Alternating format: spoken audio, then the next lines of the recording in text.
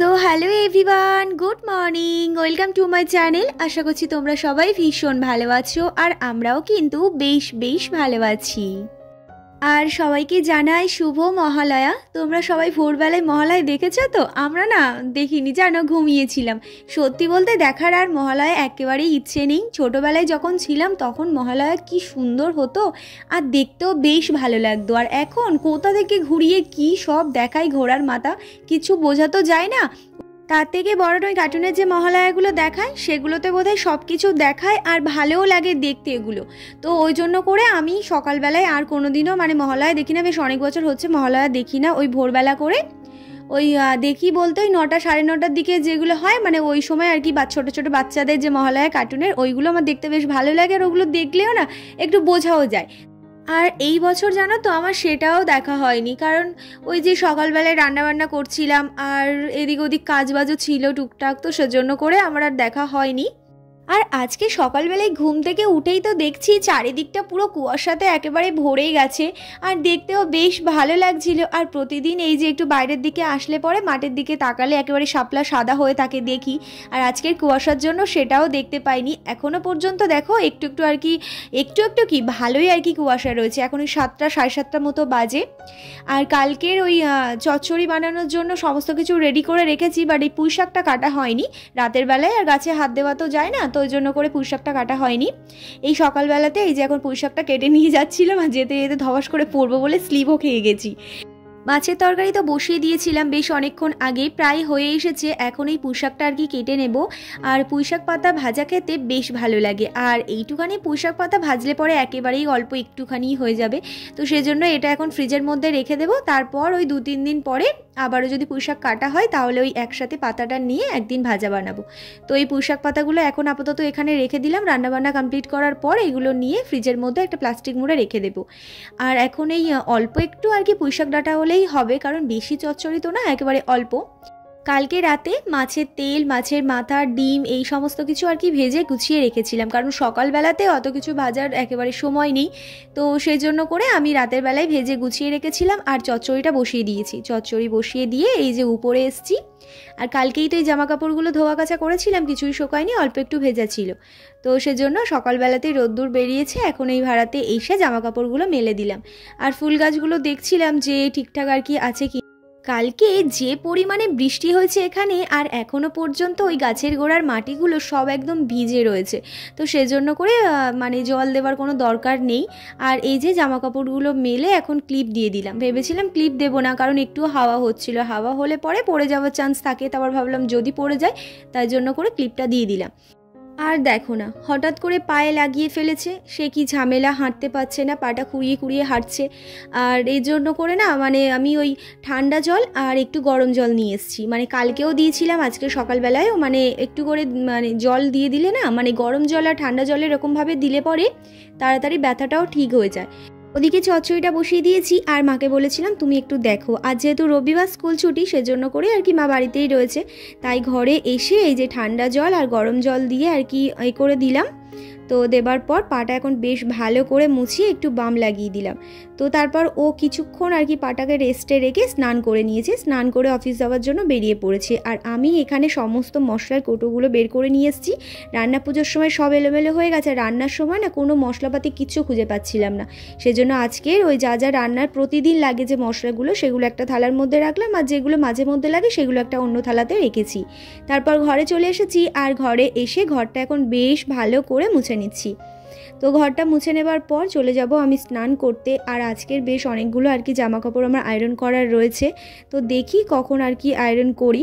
আর আমারও জানো তো সিঁড়ি থেকে লাফতে লাফতে পায়ে আবার হঠাৎ করে লেগে গেছে। আমার খুব জোরে লাগেনি, ওই হালকা করে লেগে গেছে, সঙ্গে সঙ্গে এসে আবার একটু বাম দিয়েছি, ব্যথাটা দেখছি এখন আর একদমই নেই। হঠাৎ লেগে গেছে, তাড়াতাড়ি করে লাফতে গিয়েই না আর কি লেগে গেছিলো। আর যে জামা কাপড়গুলো সকালে মেলে গেছিলাম সেগুলো এই যে এখন এসে তুলে নিচ্ছিলাম। বেশ অনেকক্ষণ আগেই শুকিয়ে গেছে, কিন্তু কাজের এদিক ওদিক করে কাজ করছিলাম, সেজন্য করে আমার আর তোলা হয়ে ওঠেনি। আর এখন এই যে আসলাম জামা কাপড়গুলো তুলে নিলাম। আর এই বস্তাটা না কালকে নিচেই ছিল আর ভিজে গেছে, সেজন্য করে ছাদে এসে এখন এই বস্তাগুলো একটু মেলে দিলাম।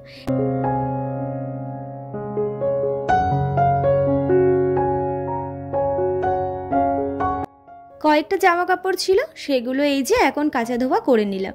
আর উপরে যাইনি, এক্ষুনি স্নান করে নেব। তো সেজন্য করে জামা কাপড়গুলো আমি এই যে আমাদের এই বাইরের এই মানে রান্না পুজোর সমস্ত কিছু যখন কাচা ধোয়া হচ্ছিল, অনেকটা জায়গা দরকার মেলার জন্য, সেজন্য এই দড়িটা টাঙিয়েছিল, এখানেই আর কি মেলে দিলাম। বেশ অনেকক্ষণ এখানে রোদ্দুর থাকে, একেবারে বিকেল পর্যন্ত।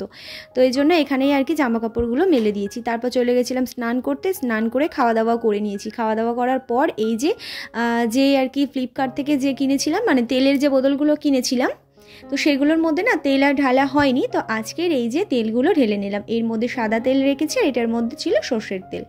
তো ওগুলো রান্নাঘরে রেখে আসলাম। আর কিছুটা জিরে দেখলাম কেমন একটু মতো হয়ে গেছে, মানে বর্ষাকালে আর এত বৃষ্টি বৃষ্টি হলে না মশলাগুলো না, মানে গোটা জিরে মৌরি এইসবগুলো কেমন একটু সাদা সাদা টাইপের হয়ে যায়, স্মেল একেবারেই থাকে না। তো সেজন্য করেই মা বলছিল একটু ধুয়ে দাও, ধুয়ে দিলে পরে তারপর গুঁড়ো করে এই তরকারির মধ্যেই দেওয়া হবে।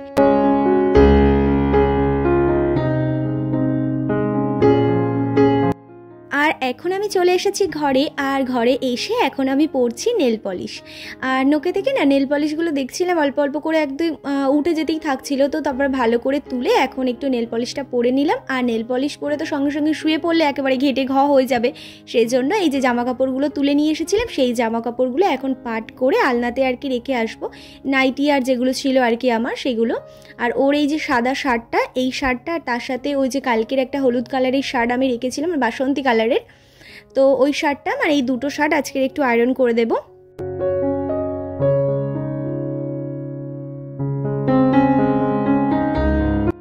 প্রতিদিন দুপুরবেলায় খাওয়া দাওয়া করার পর যে এঁটো থালা বাসনগুলো থাকে আর কি, সেগুলো না মাজা ধোয়া করেই আর কি রাখি। সন্ধেবেলাতে বা বিকেলবেলায় মাজার জন্য একেবারেই ফেলে রাখি না। তো আজকের জানো তো একেবারেই মাজা ধোয়া করতে ইচ্ছে করছিল না, সেই জন্য মানে বেসিনের মধ্যেই রেখে এসেছি।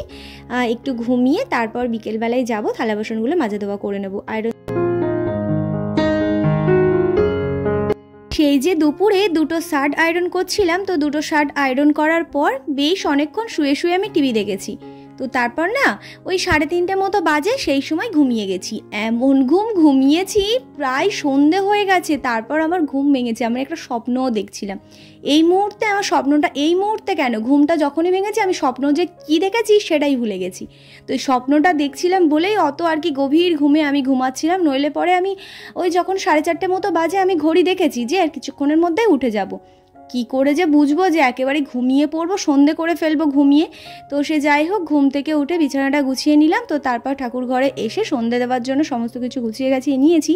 আর এই যে এইখানে পর্দাটা আমি টাঙিয়েছিলাম, কিন্তু একটুখানি আর কি এই যে রডটা একটু বড় ছিল, তো সেটাই এই আমাদের বাড়ির সামনে পাশের দোকান থেকে কাটিয়ে আনা হয়েছে। বাপি সেটা সেটিং করে দিল। সন্ধে দেওয়ার পর এই যে এখন চানাচুর মুড়ি আর তার সাথে নিয়েছিলাম ছোলা। সকালবেলাতে ছোলাটা ভিজিয়েছিলাম, অল্প একটু ছোলা ছিল, তো কোথায় রাখবো বুঝতে পারছি না জানো, একটুখানি ছোলা, তো ভাবলাম ভিজিয়ে দিই, সন্ধ্যাবেলায় মুড়ি দিয়ে খেয়ে নেব। তো ভিজিয়ে দিয়েছিলাম।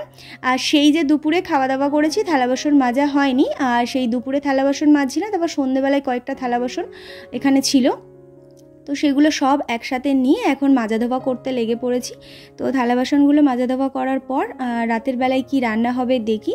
তো আজকেই সমস্ত কিছু গুছিয়ে রাখবো, তাহলে পরে সকালবেলাতে না আমারও তো তাড়াহুড়ো করতে হয় না। এই জন্য করেই আমি রাতের বেলায় সব কিছু গুছিয়ে রাখি। হ্যাঁ, আমি জানি হয়তো অনেকেই আমার মতো এই কাজটা করো, যে সকালবেলায় মানে রান্না করার জন্য সব কিছু গুছিয়ে গাছিয়ে রাখো, বাট আমি না এরকমভাবে রাখলে পরে আমার বেশ সুবিধা হয়। তো সেজন্য করে আমি রাতের বেলায় ম্যাক্সিমাম সময় মাছও ভেজে রাখি, সকালবেলাতে তাড়াতাড়ি আমার আর কি রান্নাবান্নাটা হয়ে যায়, অত চাপ থাকে না।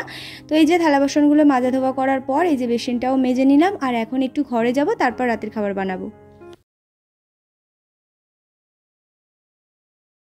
রাতে খাবার বানাবো বলেই ঠিক করেছিলাম, তারপর ও হঠাৎ করে ফোন করে বলছে যে আজকের কোনো খাবার বানাতে হবে না, আমি বাইরে থেকেই খাবার নিয়ে যাব। বাইরে থেকে খাবার নিয়ে এসেছিল এই যে চাউমিন, তো সবার জন্য বেড়ে নিলাম আর আমার জন্য এখানে রেডি করে নিয়েছি আমি। তো তারপর কালকে যে রান্না হবে, তো ডিপ ফ্রিজে মাছটা ছিল, সকালবেলায় এত তাড়াতাড়ি তো মানে বরফটা ছাড়বে না, তাই আমি রাতের বেলায় জল দিয়ে রেখে দিলাম। আর এখানে পেঁয়াজ, আদা, রসুন সব কিছু কেটে কুটে রেডি করে রেখেছি। আজ তাহলে আসি, দেখা হচ্ছে তোমাদের সাথে কালকে, টাটা।